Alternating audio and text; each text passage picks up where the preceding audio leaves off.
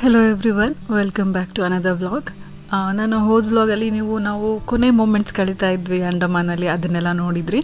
ಇನ್ನೇನು ನಾವು ಅಂಡಮಾನಿಂದ ಹೊರಡೋ ಸಮಯ ತುಂಬ ಹತ್ತಿರ ಬಂತು. ಅಷ್ಟರೊಳಗೆ ನಾನು ಸೀ ಫುಡ್ಡಲ್ಲಿ ಮೋಸ್ಟ್ ಫೇಮಸ್ ಅಂದರೆ crab. So crab fry try ಮಾಡಲೇಬೇಕು ಅಂತ ಡಿಸೈಡ್ ಆಗಿದ್ದೆ. ಸೊ ಅದಕ್ಕೋಸ್ಕರ ಇಲ್ಲಿ ಸ್ಪೆಷಾಲಿಟಿ ಇರುವಂಥ ರೆಸ್ಟೋರೆಂಟಿಗೆ ಬಂದಿದ್ದೀವಿ. ಸೊ ಇಲ್ಲಿ ಲೈವ್ ಕ್ರ್ಯಾಬಲ್ಲಿ ನಾವು ಯಾವುದನ್ನು ಸೆಲೆಕ್ಟ್ ಮಾಡ್ತೀವೋ ಅದನ್ನು ಫ್ರೈ ಮಾಡಿ ಕೊಡ್ತಾರೆ. ಸೊ ನಾನು ತುಂಬ ಚಿಕ್ಕ ಕ್ರ್ಯಾಬ್ ಸೆಲೆಕ್ಟ್ ಮಾಡಿದ್ದೆ, ಯಾಕಂದರೆ ಕಾರ್ತಿಕಿಗೆ ಇದನ್ನು ಟ್ರೈ ಮಾಡೋಕ್ಕೆ ಅಷ್ಟು ಇಂಟ್ರೆಸ್ಟ್ ಇರಲಿಲ್ಲ. ನನಗೊಬ್ಳಿಗೋಸ್ಕರ ಅದರಿಂದ ಸಣ್ಣ ಕ್ರ್ಯಾಬ್ ಸೆಲೆಕ್ಟ್ ಮಾಡಿದ್ದೆ, ಅದನ್ನು ಫ್ರೈ ಮಾಡಿಕೊಟ್ಟಿದ್ದಾರೆ. ತುಂಬ ಯಮ್ಮಿಯಾಗಿತ್ತು. ನೀವು ಕೂಡ ಡೆಫಿನೆಟ್ಲಿ ಟ್ರೈ ಮಾಡಬೇಕು ಕ್ರ್ಯಾಬ್ ಫ್ರೈ ಒಂದ್ಸಲ ಆದರೂ. ಸೊ ಊಟ ಮಾಡಿಕೊಂಡು ನಾವು ವಾಪಸ್ ನಮ್ಮ ಹೋಟೆಲ್ ರೂಮಿಗೆ ಬಂದಿದ್ದೀವಿ. ಈಗ ನಾವು ಅಂಡಮಾನಲ್ಲಿ ಅಂದರೆ ಪೋರ್ಟ್ ಬ್ಲೇರಲ್ಲಿ ಇದೇ ಲಾಸ್ಟ್ ಹೋಟೆಲಲ್ಲಿರುವಂಥದ್ದು.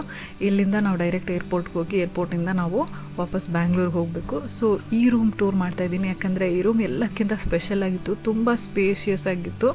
ಈ ಹೋಟೆಲ್ ಹೆಸರು ಜೆ ಹೋಟೆಲ್ ಅಂತ. ನೀವು ಪೋರ್ಟ್ ಬ್ಲೇರಿಗೆ ಬಂದರೆ ಈ ಹೋಟೆಲಲ್ಲಿ ಡೆಫಿನೆಟ್ಲಿ ಸ್ಟೇ ಮಾಡ್ಬೋದು. ನನಗಂತೂ ತುಂಬಾ ಇಷ್ಟ ಆಯಿತು. ಎಲ್ಲನೂ ಸ್ಪೇಷಿಯಸ್ ಆಗಿದೆ, ಎಲ್ಲನೂ ತುಂಬ ಕ್ಲೀನಾಗಿದೆ. ಹಾಗೆಯೇ ಸೈಡ್ ಟೇಬಲ್ ಆಗಿರ್ಬೋದು, ತುಂಬ ಲಕ್ಸುರಿ ಲುಕ್ ಕೊಡುತ್ತೆ.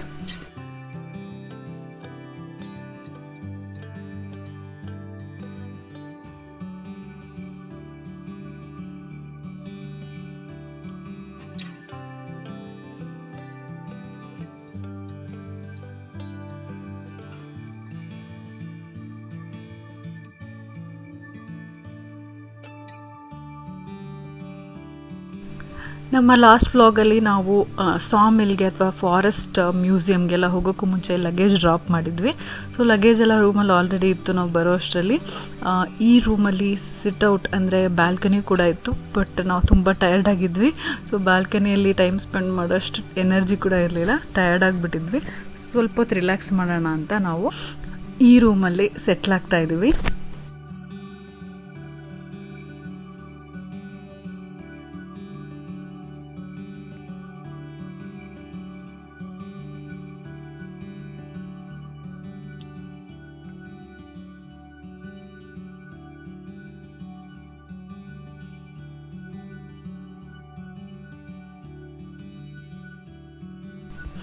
ಆ್ಯಸ್ ಯೂಶ್ವಲ್ ಎಲ್ಲ ಹೋಟೆಲಲ್ಲಿ ನೋಡೋ ಥರ ಈ ರೂಮಲ್ಲೂ ಫಸ್ಟ್ ಬಾತ್ರೂಮಿಗೆ ಬಂದು ನೋಡಿದ್ರೆ ತುಂಬಾ ಕ್ಲೀನಾಗಿತ್ತು.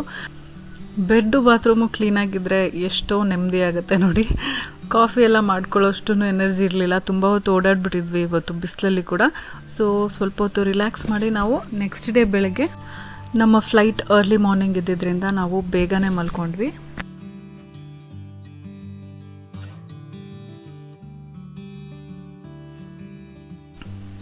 ಈ ಹೋಟೆಲಲ್ಲಿ ಆ್ಯಕ್ಚುಲಿ ರೂಫ್ ಟಾಪ್ ರೆಸ್ಟೋರೆಂಟ್ ಇದೆ. ತುಂಬಾ ಬ್ಯೂಟಿಫುಲ್ ವ್ಯೂ. ಇಲ್ಲಿಂದ ನೋಡಿದ್ರೆ ನಿಮಗೆ ಎಂಟೈರ್ ಸಿಟಿ ಕಾಣುತ್ತೆ.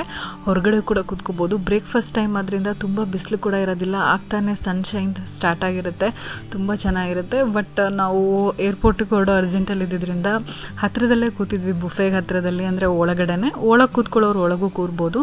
ಹೊರಗಡೆ ಸನ್ಲೈಟಲ್ಲಿ ಕೂರಕ್ಕೆ ಎಂಜಾಯ್ ಮಾಡೋವಂಥವ್ರು ಅಲ್ಲೂ ಕೂಡ ಕೂರ್ಬೋದು. ಈ ಕಡೆ ಈ ಕಪ್ಪಲ್ ಕೂತಿದ್ದಾರಲ್ಲ, ಅವರು ಕೂಡ ನಮ್ಮ ಫ್ಲೈಟಲ್ಲೇ ಟ್ರಾವೆಲ್ ಮಾಡೋವಂಥವ್ರು ಬ್ಯಾಂಗ್ಳೂರಿಗೆ ಬರ್ತಿದ್ದಾರೆ, ಬಟ್ ಕನ್ನಡಿಗರಲ್ಲ. ಸೊ ಅವರು ಮಾತಾಡಿಸ್ತಾ ಇದ್ರು, ನೀವು ನಮ್ಮ ಫ್ಲೈಟೇನಾ ಅಂತ. ಸೊ ನಾವು ಕೂಡ ಬ್ರೇಕ್ಫಾಸ್ಟಿಗೆ ಬಂದಿದ್ದೀವಿ. ಪೂರಿ ಇತ್ತು, ಇಡ್ಲಿ, ಚಟ್ನಿ, ಸಾಂಬಾರು ಎಲ್ಲನೂ ಚೆನ್ನಾಗಿತ್ತು. ಅದನ್ನು ಮುಗಿಸ್ಕೊಂಡು ನಾವೀಗ ಏರ್ಪೋರ್ಟ್ಗೆ ಹೋಗ್ತಾ ಇದ್ದೀವಿ ಕ್ಯಾಬಲ್ಲಿ.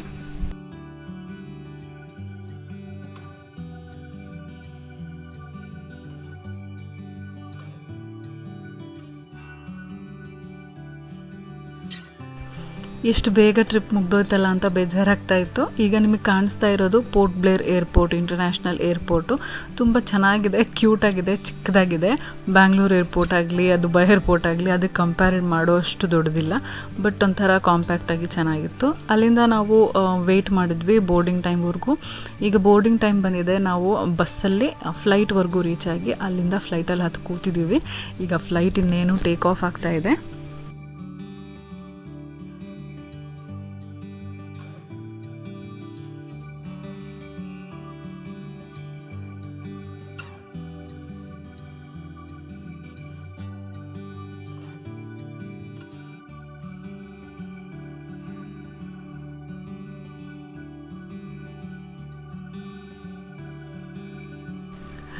ನೀವು ಫ್ಲೈಟಲ್ಲಿ ಯಾವಾಗಲೂ ಸೀಟ್ ಬುಕ್ ಮಾಡುವಾಗ ನೀವು ಫಸ್ಟ್ ಟೈಮ್ ಟ್ರಾವೆಲರ್ ಆಗಿದ್ದರೆ ಹೊರಗೆಲ್ಲ ಹೇಗೆ ಕಾಣುತ್ತೆ ನೋಡಬೇಕು ಅಂತಿದ್ರೆ ನೀವು ಡೆಫಿನೆಟ್ಲಿ ವಿಂಡೋ ಸೀಟೇ ಪ್ರಿಫರ್ ಮಾಡಿ.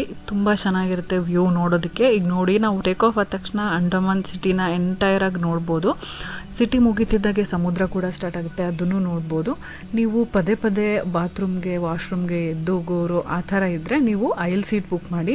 ಇಲ್ಲಾಂದರೆ ವಿಂಡೋ ಸೀಟಲ್ಲಿ ಕೂತ್ರೆ ಪಕ್ಕದಲ್ಲಿರೋರಿಗೆಲ್ಲ ಎಬ್ಬಿಸ್ತಾ ಇರಬೇಕು ಪ್ರತಿ ಸತಿ ಹೋಗ್ಬೇಕಂದ್ರೆ. ಸೊ ನಾವೀಗ ಟೇಕ್ ಆಫ್ ಆಗಿ ಸೆಟ್ಲ್ ಆದಮೇಲೆ ಕಾರ್ತಿಕ್ ಏನಾದರೂ ಚಾಟ್ಸ್ ತಗೊಳ್ಳೋಣ ಅಂತ ಫ್ಲೈಟಲ್ಲಿ ಬೇಲ್ಪುರಿ ತೊಗೊಂಡಿದ್ರು. ಹೇಗಿರುತ್ತೆ ಟೇಸ್ಟ್ ನೋಡೋಣ ಅಂತ. ಈ ಬೇಲ್ಪುರಿಗೆ 100 ರೂಪೀಸ್ ಚಾರ್ಜ್ ಇತ್ತು. ಈ ಥರ ಮಗ್ಗಲ್ಲಿ ಕೊಟ್ಟಿದ್ರು, ಅದ್ರ ಜೊತೆ ಸಾಸ್ ಕೂಡ ಇತ್ತು. ಮಿಕ್ಸ್ ಮಾಡಿ ತಿನ್ನೋದು ಸಖತ್ ಯಮ್ಮಿಯಾಗಿತ್ತು.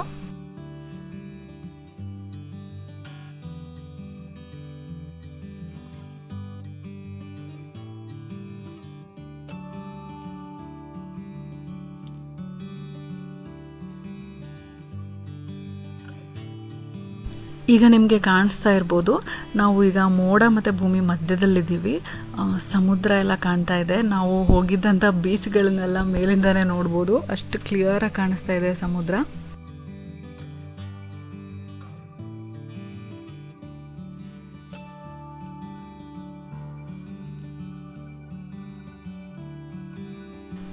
ಇಷ್ಟೊತ್ತು ಮೋಡ ನಮ್ಮ ಮೇಲಿತ್ತು, ನಾವು ಕೆಳಗಿದ್ವಿ. ಈಗ ನಾವು ಮೋಡಕ್ಕಿಂತ ಮೇಲೆ ಹೋಗಿದ್ದೀವಿ. ಸೊ ಕೆಳಗೆ ನೋಡಿದ್ರೆ ಬರೀ ಮೋಡ ಕಾಣ್ತಾ ಇದೆ.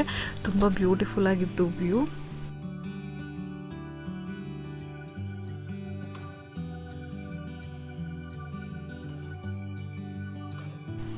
ನನಗೆ ಬೇಲ್ಪುರಿ ಅಷ್ಟೇನು ಇಷ್ಟ ಆಗೋದಿಲ್ಲ. ಸೊ ಸ್ಯಾಂಡ್ವಿಚ್ ತೊಗೊಳ್ಳೋಣ ಅಂತ ತೊಗೊಂಡಿದ್ದೆ.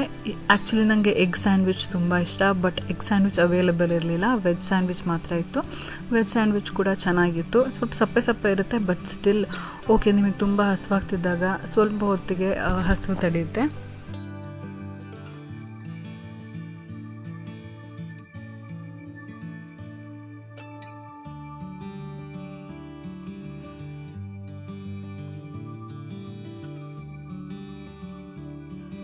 ಈಗ ನಿಮಗೆ ಕಾಣ್ತಾ ಇರ್ಬೋದು, ಕಂಪ್ಲೀಟ್ಲಿ ಮೋಡಗಳು ತುಂಬ ಜಾಸ್ತಿ ಆಗಿಬಿಟ್ಟಿದೆ.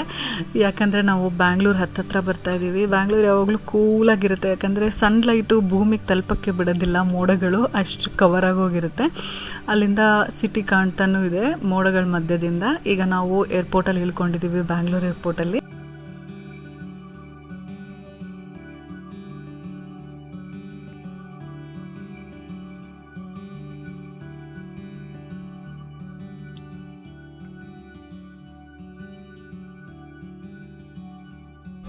ಸೊ ಬ್ಯಾಗೇಜ್ ಕೌಂಟರಿಂದ ನಮ್ಮ ಬ್ಯಾಗೇಜ್ ಕೂಡ ಪಿಕ್ ಮಾಡಿದ್ದಾಯಿತು. ಈಗ ನಮಗೆ ಪಿಕ್ ಮಾಡೋಕ್ಕೆ ಅಂತ ಅಣ್ಣ ಅತ್ತಿಗೆ ಅಪ್ಪ ಅಮ್ಮ ಎಲ್ಲರೂ ಬರ್ತೀವಿ ಅಂತ ಹೇಳಿದರು. ಬಟ್ ನಾವು ಟೈಮಿಂಗ್ಸ್ ಎಲ್ಲ ಹೇಳಿದ್ವಿ, ಕರೆಕ್ಟ್ ಟೈಮ್ಗೆ ಬರ್ತಾರೇನೋ ನೋಡೋಣ. ಈಗ ನಾವು ಹೊರಗಡೆ ಬಂದಿದ್ದೀವಿ, ಕಾರ್ಟಲ್ಲೆಲ್ಲ ನಮ್ಮ ಲಗೇಜ್ ತೊಗೊಂಡು ಹೋಗ್ತಾ ಇದ್ದೀವಿ. ಇಲ್ಲಿ ಬಂದು ನೋಡೋ ಅಷ್ಟರಲ್ಲಿ ಅಣ್ಣ ಅತ್ತಿಗೆ ಅಪ್ಪ ಅಮ್ಮ ಎಲ್ಲರೂ ಬಂದು ನಮಗೋಸ್ಕರ ವೆಯ್ಟ್ ಮಾಡ್ತಾಯಿದ್ರು. ಸೊ ಅಲ್ಲಿಂದ ಈಗ ನಾವು ಅಣ್ಣನ ಮನೆಗೆ ಹೋಗ್ತಾ ಇದ್ದೀವಿ. ನಾವು ಅಣ್ಣನ ಮನೆಯಲ್ಲಿ ಹೇಗೆಲ್ಲ ಟೈಮ್ ಸ್ಪೆಂಡ್ ಮಾಡಿದ್ವಿ ಅಂತ, ಅಂದರೆ ನಾವು ಅಂಡಮಾನ್ಗೆ ಹೋಗೋಕ್ಕೂ ಮುಂಚೆ ಕೂಡ ಹಾಗೆಯೇ ಹೋದ್ಮೇಲೂ ಕೂಡ ಹೇಗೆ ಟೈಮ್ ಸ್ಪೆಂಡ್ ಮಾಡ್ತೀವಿ ಅಂತ ನೀವು ಅಣ್ಣನ ಚಾನಲಲ್ಲಿ ಕೂಡ ನೋಡ್ಬೋದು. ಅಣ್ಣನ ಚಾನಲಲ್ಲಿ ಕೂಡ ಡಿಫ್ರೆಂಟ್ ಕಂಟೆಂಟ್ ಇರುತ್ತೆ. ಚಾನಲ್ ಲಿಂಕ್ನ ನಾನು ಡಿಸ್ಕ್ರಿಪ್ಷನ್ ಬಾಕ್ಸಲ್ಲಿ ಹಾಕಿರ್ತೀನಿ, ನೀವು ಅಲ್ಲಿ ಕೂಡ ಚೆಕ್ ಮಾಡ್ಬೋದು. ತುಂಬ ಇನ್ಫಾರ್ಮೇಟಿವ್ ವಿಡಿಯೋಸ್ ಕೂಡ ಮಾಡ್ತಿರ್ತಾರೆ ಅಣ್ಣ. ಸೊ ನಿಮ್ಗೆಲ್ರಿಗೂ ಹೆಲ್ಪ್ ಆಗ್ಬೋದು ಅದರಿಂದ. ಈಗ ನಾವು ಮನೆ ರೀಚ್ ಆಗಿದ್ದೀವಿ. ಅಮ್ಮ ಸೊಪ್ಪಿನ ಸಾರಿಗೆ ಎಲ್ಲ ರೆಡಿ ಮಾಡಿ ಇಟ್ಟು ಬಂದಿದ್ರು. ಬಿಸಿಯಾಗಿ ಒಗ್ಗರಣೆ ಹಾಕ್ಕೊಡ್ತೀನಿ ಅಂತ ಈಗ ಒಗ್ಗರಣೆ ಹಾಕಕ್ಕೆ ರೆಡಿ ಮಾಡ್ತಾ ಇದ್ದಾರೆ. ನಾವೆಲ್ಲರೂ ಕೂತ್ಕೊಂಡು ಒಟ್ಟಿಗೆ ಊಟ ಮಾಡಿದ್ವಿ. ಅದಾದಮೇಲೆ ಸ್ವಲ್ಪ ಹೊತ್ತು ರಿಲ್ಯಾಕ್ಸ್ ಮಾಡಿ ಆದಮೇಲೆ ಈವ್ನಿಂಗು ಅತ್ತಿಗೆ ನಮ್ಮೆಲ್ರಿಗೋಸ್ಕರ ಬಿರಿಯಾನಿ ಮಾಡ್ಕೊಡ್ತೀನಿ ಅಂತ ಬಿರಿಯಾನಿಗೆ ರೆಡಿ ಮಾಡ್ತಾ ಇದ್ದಾರೆ. ಇದಕ್ಕೆಲ್ಲ ಡ್ರೈ ಗರಂ ಮಸಾಲ ಐಟಮ್ಸ್ ಎಲ್ಲ ಇಟ್ಕೊಂಡಿದ್ದಾರೆ. ತೇಜ್ಪತ್ತ, ಹಾಗೆ ಕಲ್ಲುವು, ಜಾವಿತ್ರಿ, ಜಾಯ್ಫಲ್, ಲವಂಗ, ಮರಾಠಿ ಮೊಗ್ಗು, ಜೀರಿಗೆ, ಹೀಗೆ ಎಲ್ಲ ಐಟಮ್ಸ್. ಅದಕ್ಕೆ ಮಾಡೋ ರೆಸಿಪೀಸ್ ನಿಮಗೂ ಎಲ್ರಿಗೂ ತುಂಬ ಇಷ್ಟ ಅಂತ ನನಗೆ ಚೆನ್ನಾಗಿ ಗೊತ್ತು. ಅದಕ್ಕೋಸ್ಕರ ನಿಮಗೆ ರೆಸಿಪಿ ಕೂಡ ಶೇರ್ ಮಾಡ್ತಾಯಿದ್ದೀನಿ. ಈಗ ಒಂದು ದೊಡ್ಡ ಪಾತ್ರೆಯಲ್ಲಿ ಎಣ್ಣೆ ಹಾಕ್ತಾ ಇದ್ದಾರೆ. ಬಿರಿಯಾನಿಗೆ ಎಣ್ಣೆ ಜಾಸ್ತಿ ಇದ್ದಷ್ಟು ಟೇಸ್ಟ್ ಚೆನ್ನಾಗಿರುತ್ತೆ. ಈಗ ಅವ್ರು ರೆಡಿ ಮಾಡಿಟ್ಕೊಂಡಿದ್ದಂಥ ಎಲ್ಲ ಡ್ರೈ ಮಸಾಲೆಗಳನ್ನು ಇದಕ್ಕೆ ಹಾಕಿ ಫ್ರೈ ಮಾಡ್ತಾ ಇದ್ದಾರೆ. ಇದು ಎಲ್ಲ ಫ್ಲೇವರ್ ಎಣ್ಣೆಯಲ್ಲಿ ಬಿಟ್ಕೊಂಡಿದ್ದಾದಮೇಲೆ ಇದಕ್ಕೆ ಈರುಳ್ಳಿನ ಹಾಕ್ತಾರೆ. ಈರುಳ್ಳಿ ತುಂಬ ಜಾಸ್ತಿ ಹಾಕಬೇಕು, ತುಂಬ ಚೆನ್ನಾಗಿರುತ್ತೆ. ಇದಕ್ಕೆ ಒಂದು ಅರ್ಧ kg ಅಷ್ಟು ಈರುಳ್ಳಿನ ಈ ರೀತಿ ಉದ್ದುದ್ದಕ್ಕೆ ಹೆಚ್ಚಿಬಿಟ್ಟು ಇದನ್ನು ಹಾಕಿ ಫ್ರೈ ಮಾಡ್ತಾ ಇದ್ದಾರೆ. ಪಕ್ಕದಲ್ಲಿ ನೀವು ಮೊಟ್ಟೆ ಬಾಯ್ಲಿಗೆ ಇಟ್ಟಿರೋದು ನೋಡ್ತಿರ್ಬೋದು. ಅಣ್ಣಂಗೆ ಮತ್ತು ಕಾರ್ತಿಕಿಗೆ ಬಾಯ್ಲ್ಡ್ ಎಗ್ ಅಂದರೆ ತುಂಬ ಇಷ್ಟ, ಎಸ್ಪೆಷಲಿ ಬಿರಿಯಾನಿ ಜೊತೆ. ಮಿಲ್ಟ್ರಿ ಹೋಟ್ಲಲ್ಲೆಲ್ಲ ನೋಡಿರ್ಬೋದು ನೀವು, ಬಿರಿಯಾನಿ ತೊಗೊಂಡ್ರೆ ಮೇಲೆ ಮೊಟ್ಟೆ ಇಟ್ಕೊಡ್ತಾರೆ. ಸೊ ಆ ಕಾಂಬಿನೇಷನಲ್ಲಿ ಸರ್ವ್ ಮಾಡೋಣ ಅಂತ ಮೊಟ್ಟೆ ಕೂಡ ಬಾಯ್ಲಿಗೆ ಇಟ್ಟಿದ್ದಾರೆ. ಈಗ ಈರುಳ್ಳಿ ಚೆನ್ನಾಗಿ ಫ್ರೈ ಆಗ್ತಾ ಇದೆ. ಅದ್ರ ಜೊತೆಗೆ ಗ್ರೀನ್ ಚಿಲ್ಲೀಸ್ ಪೇಸ್ಟ್ನ ಹಾಕ್ತಾ ಇದ್ದಾರೆ. ಕೆಲವು ಸತಿ ಮಾಡೋ ಇಂಗ್ರೀಡಿಯೆಂಟ್ಸ್ ಸೇಮ್ ಇದ್ರೂ ಪ್ರೊಸೀಜರ್ ಡಿಫ್ರೆಂಟ್ ಆದಂಗೂ ಟೇಸ್ಟ್ ಡಿಫರ್ ಆಗುತ್ತೆ. ಸೊ ಯಾವ ಸ್ಟೇಜಲ್ಲಿ ಯಾವುದನ್ನು ಎಷ್ಟೆಷ್ಟು ಹಾಕ್ತಿದ್ದಾರೆ ಎಲ್ಲನೂ ಮ್ಯಾಟ್ರ್ ಆಗುತ್ತೆ. ಈಗ ಈರುಳ್ಳಿ ಫ್ರೈ ಆಗ್ತಿರುವಾಗಲೇ ಹಸಿಮೆಣಸಿನ್ಕಾಯಿ ಜೊತೆ ಫ್ರೈ ಮಾಡೋದ್ರಿಂದ ಒಳ್ಳೆ ಫ್ಲೇವರ್ ಬರುತ್ತೆ. ಈಗ ಮೊಟ್ಟೆ ಬಾಯ್ಲ್ ಆಗಿದೆ, ಇದನ್ನು ತೆಗೆದಿಡ್ತಾ ಇದ್ದಾರೆ.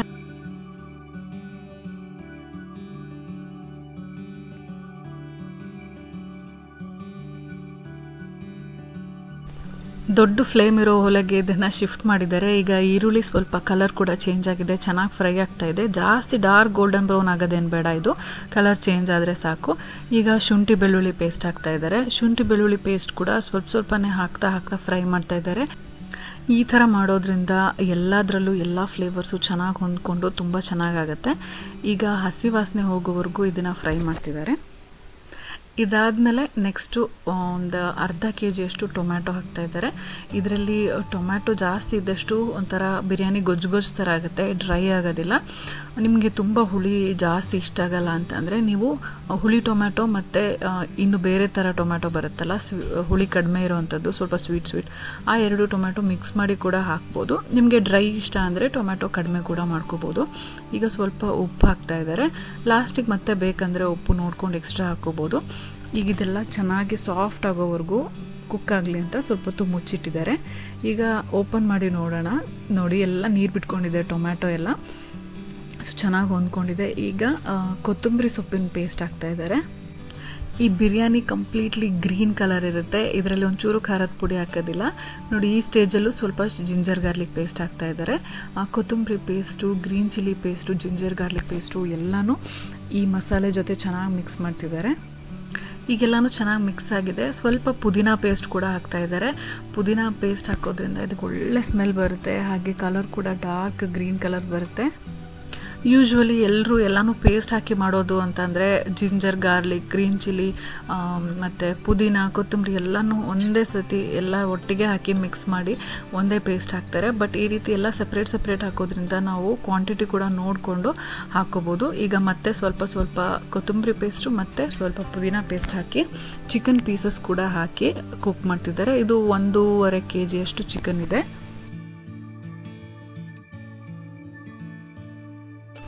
ಈ ಸ್ಟೇಜಲ್ಲಿ ಸ್ವಲ್ಪ ಅರಿಶಿಣದ ಪುಡಿ ಹಾಕಿ, ಸ್ವಲ್ಪ ಉಪ್ಪು ನೋಡಿಕೊಂಡು ಹಾಕಿ ಮತ್ತೆ ಮಿಕ್ಸ್ ಮಾಡ್ತಿದ್ದಾರೆ. ಈ ರೀತಿ ನಾವು ಚಿಕನನ್ನು ಹಾಕಿ ಸ್ವಲ್ಪ ಈ ಗ್ರೇವಿಯಲ್ಲೇ ಚೆನ್ನಾಗಿ ಕುಕ್ ಮಾಡೋದ್ರಿಂದ ಬಿರಿಯಾನಿಲಿರೋ ಚಿಕನ್ ಪೀಸಸ್ಸು ಡ್ರೈ ಅನ್ಸೋದಿಲ್ಲ. ಹಾಗೆ ಒಳಗಡೆ ವೈಟ್ ಇರುತ್ತೆ. ಕೆಲವು ಹೋಟೆಲ್ಸಲ್ಲೆಲ್ಲ ನಾವು ಬಿರಿಯಾನಿ ತೊಗೊಂಡ್ರೆ ಪೀಸ್ ಒಳಗೆ ಮಸಾಲೆ ಹೋಗಿರೋದೇ ಇಲ್ಲ, ತಿನ್ನೋಕೆ ಚೆನ್ನಾಗಿ ಅನಿಸಲ್ಲ. ಈ ರೀತಿ ಮಾಡಿ ಒಂದು 20 ಮಿನಿಟ್ಸ್ ಇದರಲ್ಲೇ ಕುಕ್ ಮಾಡ್ತಿದ್ದಾರೆ. ಚಿಕನ್ ಆಲ್ಮೋಸ್ಟ್ 80 to 90% ಕುಕ್ ಆಗೋವರೆಗೂ ಕುಕ್ ಮಾಡಿ ಮುಚ್ಚಿಟ್ಟಿದ್ದಾರೆ. ಈಗ ಮಿಕ್ಕಿರೋಂಥ ಪುದೀನ ಪೇಸ್ಟು ಮತ್ತು ಜಿಂಜರ್ ಗಾರ್ಲಿಕ್ ಪೇಸ್ಟು ಎಲ್ಲ ಹಾಕಿ ಫೈನಲಿ ಒಂದು ಸಲ ಮಿಕ್ಸ್ ಮಾಡ್ತಿದ್ದಾರೆ. ಕೊತ್ತಂಬರಿ ಪೇಸ್ಟ್ ಕೂಡ.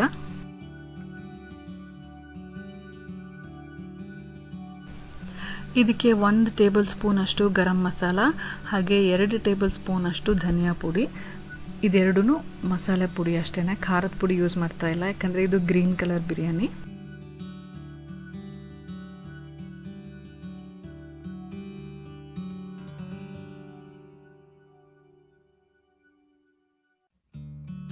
ಈಗ ಎಲ್ಲ ಮಸಾಲೆ ಪೌಡರ್ಸ್ ಕೂಡ ಚೆನ್ನಾಗಿ ಮಿಕ್ಸ್ ಮಾಡಿ ಮುಚ್ಚಿಟ್ಟಿದ್ರು. ಈಗ ಇನ್ನೊಂದು ಸ್ವಲ್ಪ ಹೊತ್ತಾದಮೇಲೆ ಚೆನ್ನಾಗಿ ಚಿಕನ್ ಎಲ್ಲ ಕುಕ್ ಆಗಿದೆ, ಮಸಾಲೆ ಹಸಿ ವಾಸನೆ ಎಲ್ಲ ಹೋಗಿದೆ. ಈಗ ಬಾಯ್ಲಿಂಗ್ ವಾಟರ್ ಹಾಕಿದ್ದಾರೆ. ನೀವು ಅಕ್ಕಿ ಎಷ್ಟು ತೊಗೊತಿದ್ದೀರೋ ಅದ್ರ ಡಬ್ಬಲ್ ಅಷ್ಟು ಬಾಯ್ಲಿಂಗ್ ವಾಟರ್ ಹಾಕಿದ್ದಾರೆ. ಡಬ್ಬಲ್ಗಿಂತ ಒಂಚೂರು ಕಡಿಮೆ ಹಾಕಿದ್ದಾರೆ, ಅರ್ಧದಿಂದ 1 ಲೋಟ, ಯಾಕಂದರೆ ಆಲ್ರೆಡಿ ಗ್ರೇವಿ ಇತ್ತು ಅದರಲ್ಲಿ. ಅದರ ವಾಟರ್ ಕಂಟೆಂಟ್ ಕೂಡ ನೋಡಿಕೊಂಡು ಸ್ವಲ್ಪ ಕಡಿಮೆ ಹಾಕಿದ್ದಾರೆ. ಈಗ ಒಂದು 5 ರಿಂದ 6 ಹಸಿಮೆಣಸಿನ್ಕಾಯಿನ ಉದ್ದುದ್ದ ಸೀಳಿ ಹಾಕಿದ್ದಾರೆ, ಎಕ್ಸ್ಟ್ರಾ ಫ್ಲೇವರ್ ಕೊಡುತ್ತೆ ಅದು. ಹಾಗೆಯೇ 1 ಫುಲ್ ನಿಂಬೆಹಣ್ಣಿನ ರಸ ಹಿಂಡಿದ್ದಾರೆ, ಒಂದು ಅರ್ಧ ಕಪ್ಪಷ್ಟು ಮೊಸರು ಹಾಕಿದ್ದಾರೆ. ಇದೆಲ್ಲನೂ ಸೇರಿ ಮಿಕ್ಸ್ ಮಾಡಿ ಕುದಿ ಬರೋವರೆಗೂ ಬಾಯ್ಲ್ ಮಾಡಬೇಕು ಚೆನ್ನಾಗೆ. ನಿಮಗೆ ರೆಸಿಪಿ ಹೇಳ್ತಾ ನಂಗೆ ನೆನಪಾಗಿದ್ದೇನು ಅಂದರೆ, ನಾನು ರೀಸೆಂಟ್ಲಿ ರುಕ್ಷಿ ಸ್ಟೋರಿಂದ ಒಂದು ಐಟಮ್ ಆರ್ಡರ್ ಮಾಡಿದ್ದೆ. ಅದು ಅಂಡಮಾನ್ಗೂ ಹೋಗೋಕ್ಕೂ ಮುಂಚೆನೇ ಬಂದಿತ್ತು. ನನಗೆ ತುಂಬ ಯೂಸ್ಫುಲ್ ಅನಿಸ್ತು. ಸೊ ನಿಮ್ಮ ಜೊತೆಗೆ ಶೇರ್ ಮಾಡ್ತಿದ್ದೀನಿ. ಇದು ನಾವು ಅಡುಗೆ ಮಾಡ್ತಾ ಸೌಟನ್ನ ಎಲ್ಲಾದರೂ ಪ್ಲೇಟ್ ಮೇಲೆ ಅಥವಾ ಅಲ್ಲಿ ಇಲ್ಲಿ ಕೆಲವು ಸಲ ಸ್ಟೋವ್ ಮೇಲೆ ಇಟ್ಬಿಟ್ರೆ ಸ್ಟೋವ್ ಎಲ್ಲ ಗಲೀಜಾಗುತ್ತೆ, ಮತ್ತು ಅದನ್ನೆಲ್ಲ ಒರೆಸೋದು ಎಕ್ಸ್ಟ್ರಾ ಕೆಲಸ. ಸೊ ಇದು ಸೌಟ್ ಇಡೋಕ್ಕೆ ಅಂತ ಒಂಥರ ಸಿಲಿಕಾನ್ ಮೆಟೀರಿಯಲಲ್ಲಿ ತುಂಬ ಯೂಸ್ಫುಲ್ ಆಗಿರುವಂಥ ಸ್ಟ್ಯಾಂಡ್ ಅನ್ಬೇಕು, ರೆಸ್ಟ್ ಅನ್ಬೇಕು, ಏನನ್ಬೇಕು ಗೊತ್ತಿಲ್ಲ, ಬಟ್ ಇದು ಸೌಟ್ ಇಡೋಕ್ಕೆ ಅಂತಲೇ ಇರೋದು. ಇದ್ರ ಮೇಲೆ ನಾವು ಅಡುಗೆ ಮಾಡ್ತಾ ಸೌಟ್ ಇಟ್ಟರೆ ಕೊನೆಗೆಲ್ಲ ಅಡುಗೆ ಆದಮೇಲೆ ಇದನ್ನೊಂದು ವಾಶ್ ಮಾಡಿಬಿಟ್ರೆ ಆಯಿತು. ಸೊ ನಿಮ್ಮ ಸ್ಟೋವ್ ಗಲೀಜಾಗಲ್ಲ, ಎಕ್ಸ್ಟ್ರಾ ಪ್ಲೇಟ್ ಕೂಡ ಯೂಸ್ ಆಗೋದಿಲ್ಲ. ಸೊ ನಿಮಗೂ ಇಂಟ್ರೆಸ್ಟ್ ಇದ್ದರೆ ಇದರ ಲಿಂಕ್ನ ನಾನು ಡಿಸ್ಕ್ರಿಪ್ಷನ್ ಬಾಕ್ಸಲ್ಲಿ ಹಾಕಿರ್ತೀನಿ. ನೀವು ಕೂಡ ರುಕ್ಷಿ ಸ್ಟೋರಿಂದ ಪರ್ಚೇಸ್ ಮಾಡ್ಬೋದು. ಹಾಗೆ ಅವ್ರ ಫೇಸ್ಬುಕ್, ಇನ್ಸ್ಟಾಗ್ರಾಮ್ ಎಲ್ಲ ಲಿಂಕ್ಸು ನಿಮಗೆ ಬೇಕಾಗಿರೋಂಥದ್ದೆಲ್ಲ ನಾನು ಹಾಕಿರ್ತೀನಿ. ಅದರಿಂದ ನೀವು ಇಂಟ್ರೆಸ್ಟ್ ಇದ್ದವರು ಪರ್ಚೇಸ್ ಮಾಡ್ಬೋದು. ಈಗ ಬಾಯ್ಲ್ ಆಗ್ತಾಯಿತ್ತು ವಾಟರು, ಅಂದರೆ ಬಿರಿಯಾನಿಯಲ್ಲಿ ಹಾಕಿದ್ದಂಥ ಎಲ್ಲ ವಾಟರು. ಆಲ್ರೆಡಿ ಬಾಯ್ಲ್ಡ್ ವಾಟರ್ ಹಾಕಿದ್ದರಿಂದ ಬೇಗ ಕುದಿ ಬಂದುಬಿಡುತ್ತೆ. ಈಗ ನೆನೆಸಿಟ್ಟಿದ್ದಂಥ ಅಕ್ಕಿ ಕೂಡ ಹಾಕಿದ್ದಾರೆ. ಒಂದು 15 ಮಿನಿಟ್ಸ್ ನೆನೆಸಿಟ್ಟಿದ್ರು ಅಕ್ಕಿನ. ಈಗ ಮುಚ್ಚಿಟ್ಟು ಸ್ವಲ್ಪ ಹೊತ್ತು ಕುಕ್ ಮಾಡ್ತಿದ್ದಾರೆ. ಮಧ್ಯದಲ್ಲಿ ಅವಾಗವಾಗ ಓಪನ್ ಮಾಡಿ ಸ್ವಲ್ಪ ಮಿಕ್ಸ್ ಮಾಡ್ತಿದ್ದಾರೆ. ತುಂಬ ಮಿಕ್ಸ್ ಮಾಡಿದ್ರೆ ಉದುರಾಗೋದಿಲ್ಲ. ಸೊ 1-2 ಸಲ ಅಷ್ಟೇ ಮಧ್ಯದಲ್ಲಿ ಮಿಕ್ಸ್ ಮಾಡಿ. ಅಪ್ಪಾಜಿ ನಾನ್ ವೆಜ್ ತಿನ್ನಲ್ಲ, ನಿಮಗೆ ಗೊತ್ತಿದೆ. ಸೊ ಅಪ್ಪಾಜಿಗೆ ಮೊಸರು ಬಿಸಿ ಮಾಡ್ತಾ ಇದ್ದಾರೆ. ಈಗ ಬಿರಿಯಾನಿ ಆಲ್ಮೋಸ್ಟ್ ವಾಟರ್ ಕಂಟೆಂಟ್ ಎಲ್ಲ ಅಬ್ಸಾರ್ವ್ ಆಗಿದೆ, ಇನ್ನೂ ಒಂಚೂರು ಡ್ರೈ ಆಗಬೇಕು. ಸೊ ಈ ಸ್ಟೇಜಿಗೆ ಬಂದಾಗ ಫ್ಲೇಮ್ನ ಕಂಪ್ಲೀಟ್ಲಿ ಲೋ ಮಾಡಿ ಮುಚ್ಚಿಟ್ಟು ಕುಕ್ ಮಾಡಬೇಕು. ಇದ್ರ ಮೇಲೆ ತುಂಬ ಒಂದು ಭಾರದ ಐಟಮ್ ಏನಾದರೂ ಇಟ್ಟರೆ ಇನ್ನೂ ಚೆನ್ನಾಗಿ ಸ್ಟೀಮಲ್ಲಿ ಚೆನ್ನಾಗಿ ಕುಕ್ ಆಗುತ್ತೆ. ಅದಕ್ಕೆ ನಮಗೋಸ್ಕರ ಇಷ್ಟು ಸ್ಪೆಷಲ್ಲಾಗಿ ಅಡುಗೆ ಮಾಡ್ತಿರುವಾಗ ನಾವು ಇದನ್ನು ಸ್ಪೆಷಲ್ಲಾಗಿ ಡಿನ್ನರಾಗಿ ಕನ್ವರ್ಟ್ ಮಾಡೋಣ ಅಂತ ಹೊರಗಡೆ ಕ್ಯಾಂಪ್ ಫೈರ್ಗೆಲ್ಲ ಪ್ಲ್ಯಾನ್ ಮಾಡಿದ್ವಿ. ಇದಕ್ಕೆ ಕಾರ್ತಿಕ್ ಮತ್ತು ಅಣ್ಣ ಮತ್ತು ಅಪ್ಪಾಜಿ ಸೇರಿ ಕ್ಯಾಂಪ್ ಫೈರ್ನ ರೆಡಿ ಮಾಡಿದ್ದಾರೆ. ತುಂಬಾ ಬ್ಯೂಟಿಫುಲ್ ಆಗಿತ್ತು. ಹೊರಗೆ ಬರೋ ಅಷ್ಟೆಲ್ಲಾಗಲೇ ಕ್ಯಾಂಪ್ ಫೈರ್ ಸ್ಟಾರ್ಟ್ ಆಗಿತ್ತು. ನಾವು ಬಿರಿಯಾನಿ ಇನ್ನೇನು ಒಂದು 5-10 ಮಿನಿಟ್ಸಲ್ಲೇ ಅದು ಸ್ಲೋ ಫ್ಲೇಮಲ್ಲಿ ಕುಕ್ ಆಗ್ತಾ ಇರುತ್ತೆ ಅಂತ ಇಲ್ಲಿ ಬಂದಿದ್ದೀವಿ. ಇಲ್ಲಿ ನಾವು ಒಂದಷ್ಟೊತ್ತು ಗೇಮ್ಸ್ ಆಡಿದ್ವಿ, ಹಾಗೆ ಡ್ಯಾನ್ಸ್ ಆಡಿದ್ವಿ. ಇದನ್ನೆಲ್ಲ ನೀವು ಅಣ್ಣನ ಬ್ಲಾಗಲ್ಲಿ ನೋಡ್ಬೋದು. ಅವ್ರ ವಿಡಿಯೋ ಲಿಂಕ್ನ ಡಿಸ್ಕ್ರಿಪ್ಷನ್ ಬಾಕ್ಸಲ್ಲಿ ಹಾಕಿರ್ತೀನಿ. ಈಗ ಏನೇನೆಲ್ಲ ರೆಡಿಯಾಗಿದೆ, ಬಿರಿಯಾನಿ ಹೇಗಾಗಿದೆ, ನೋಡೋಕ್ಕೆ ಹೇಗಿದೆ, ಟೇಸ್ಟ್ ಹೇಗಾಗಿತ್ತು ಎಲ್ಲನೂ ನಿಮ್ಮ ಜೊತೆಗೆ ಶೇರ್ ಮಾಡ್ತೀನಿ.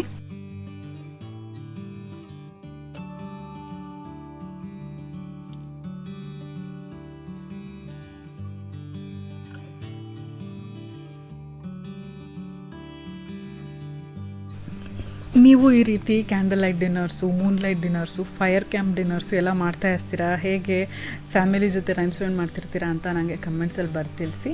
ಸೊ ಈಗ ಬಿರಿಯಾನಿ ಓಪನ್ ಮಾಡಿ ನೋಡೋ ಟೈಮು. ನಮ್ಮ ಮನೇಲಿ ಅಣ್ಣ ಮತ್ತು ಕಾರ್ತಿಕ್ ಇಬ್ಬರು ಬಿರಿಯಾನಿ ಲವರ್ಸು. ಸೊ ಅವರಂತೂ ತುಂಬ ಎಕ್ಸೈಟೆಡ್ ಇದ್ದಾರೆ ಇದನ್ನು ಟ್ರೈ ಮಾಡೋದಕ್ಕೆ. ಸೊ ತುಂಬ ಉದ್ರಾಗಿ ಚೆನ್ನಾಗಾಗಿದೆ, ಮಿಲ್ಟ್ರಿ ಹೋಟೆಲ್ ಸ್ಟೈಲು. ತುಂಬ ಡ್ರೈ ಕೂಡ ಇಲ್ಲ. ಎಲ್ರಿಗೂ ಈ ರೀತಿಯೇ ಇಷ್ಟ ಬಿರಿಯಾನಿ. ಡ್ರೈ ಇದ್ದರೆ ಒಂಥರ ನುಂಗಕ್ಕೆ ಆಗೋದಿಲ್ಲ. ಸೈಡಲ್ಲಿ ಏನಾದರೂ ಇನ್ನೊಂದು ಗ್ರೇವಿ, ಚಾಪ್ಸ್ ಏನಾದರೂ ಮಾಡಬೇಕು. ಈ ರೀತಿ ಇದ್ದರೆ ಜಸ್ಟ್ ಈರುಳ್ಳಿ ಅಥವಾ ಮೊಸರು ಬಜ್ಜಿ ಜೊತೆಗೆ ಬಾಯ್ಲ್ಡ್ ಎಗ್ ಕಾಂಬಿನೇಷನ್ ಎಲ್ಲ ಆರಾಮಾಗಿ ತಿನ್ಬೋದು. ಈಗ ಅದಕ್ಕೆ ಇದನ್ನು ರೆಸ್ಟೋರೆಂಟ್ ಸ್ಟೈಲಲ್ಲೇ ಸರ್ವ್ ಮಾಡ್ತಾ ಇದ್ದಾರೆ.